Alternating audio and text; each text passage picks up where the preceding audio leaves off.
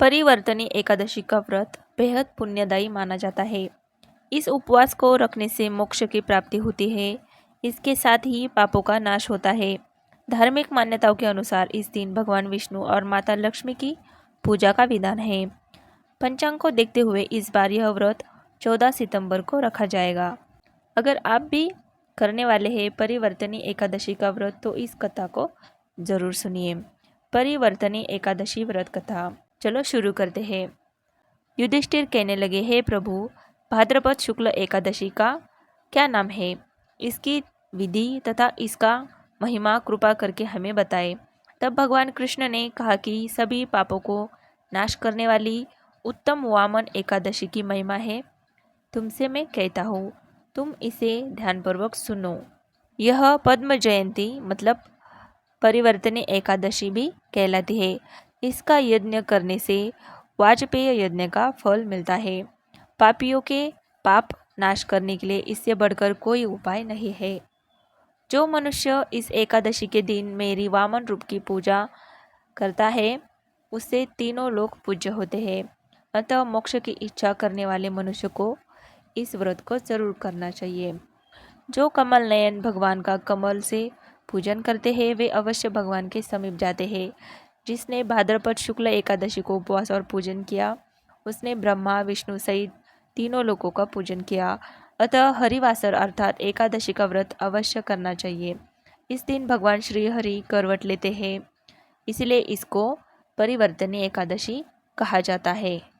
मुरलीधर के वचनों को सुनकर युधिष्ठिर बोले कि भगवान, मुझे अति संदेह हो रहा है कि आप किस प्रकार सोते और करवट लेते हैं तथा किस तरह राजा बलि को बांधा और वामन रूप रखकर क्या क्या लीलाएं की। चातुर्मास के व्रत की क्या विधि है तथा आपके शयन करने पर मनुष्य का क्या कर्तव्य है, इसे आप मुझसे विस्तार से बताएं। तब श्री कृष्ण ने कहा कि हे राजन, अब आप सब पापों को नष्ट करने वाली कथा का श्रवण करें। त्रेता युग में बलि नामक एक दैत्य था। वह मेरा परम भक्त था। विविध प्रकार के वेद सूक्तों से मेरा पूजन किया करता था और नित्य ही ब्राह्मणों का पूजन तथा यज्ञ के आयोजन करता था। लेकिन इंद्र से द्वेष के कारण उसने इंद्रलोक तथा सभी देवताओं को जीत लिया। इस कारण सभी देवता एकत्र होकर सोच विचार कर भगवान के पास गए। बृहस्पति सहित इंद्रादिक देवता प्रभु के निकट जाकर और नतमस्तक होकर वेद मंत्रों द्वारा भगवान का पूजन और स्तुति करने लगे। अतः मैंने वामन रूप धारण करके 5वां अवतार लिया और फिर अत्यंत तेजस्वी रूप से राजा बलि को जीत लिया। इतनी वार्ता सुनकर राजा युधिष्ठिर बोले कि हे जनार्दन, आपने वामन रूप धारण करके उस महाबली दैत्य को किस प्रकार जीता? तब भगवान कृष्ण कहने लगे कि मैंने बलि से 3 पग भूमि की याचना करते हुए कहा, ये मुझको 3 लोक के समान है और हे राजन, यह तुमको अवश्य ही देनी होगी। राजा बलि ने इसे तुच्छ याचना समझकर 3 पग भूमि का संकल्प मुझको दे दिया और मैंने अपने त्रिविक्रम रूप को बढ़ाकर यहाँ तक कि भूलोक में पद, भुवरलोक में जंघा, स्वर्गलोक में कमर, महलोक में पेट, जनलोक में हृदय, यमलोक में कंठ की स्थापना कर सत्यलोक में मुख, उसके ऊपर मस्तक स्थापित किया।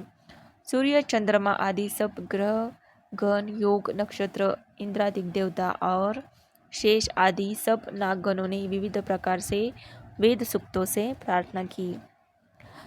जब मैंने राजा बलि का हाथ पकड़कर कहा कि हे राजन, एक पद से पृथ्वी, दूसरे से स्वर्गलोक पूर्ण हो गए, अब तीसरा पग कहाँ रखूं? तब बलि ने अपना सिर झुका लिया और मैंने अपना पैर उसके मस्तक पर रख दिया, जिससे मेरा वह भक्त पाताल लोक चला गया। फिर उसकी विनती और नम्रता को देखकर मैंने कहा कि हे बलि, मैं सदैव तुम्हारे निकट ही रहूँगा। विरोचन पुत्र बलि से कहने पर भाद्रपद शुक्ल एकादशी के दिन बलि के आश्रम पर मेरी मूर्ति स्थापित हुई। इस प्रकार दूसरी क्षीर सागर में शेषनाग के षष्ठ पर हुई। हे राजन, इस एकादशी को भगवान शयन करते हुए करवट लेते हैं, इसलिए तीनों लोकों के स्वामी भगवान विष्णु का उस दिन पूजन करना चाहिए। इस दिन तांबा, चांदी, चावल और दही का दान करना उचित है। इसके साथ ही रात्रि को जागरण करना आवश्यक है। जो विधि पूर्वक इस एकादशी का व्रत करते हैं वे सब पापों से मुक्त होकर स्वर्ग में जाकर चंद्रमा के समान प्रकाशित होते हैं और यश पाते हैं। जो साधक इस कथा को पढ़ते हैं या सुनते हैं उन्हें 1000 अश्वमेध यज्ञ का फल प्राप्त होता है और श्री हरि की कृपा सदैव के लिए उन पर रहती है। तो ये है परिवर्तनी एकादशी की व्रत कथा और उसका महत्व। तो ऐसे ही धार्मिक और आध्यात्मिक बातों से जुड़ी हुई वीडियोज़ के लिए प्लीज़ चैनल को सब्सक्राइब ज़रूर कीजिए। वीडियो अच्छा लगे तो एक लाइक करना ना भूलें। वीडियो अंत तक देखने के लिए आपका बहुत बहुत धन्यवाद। Thank you so much.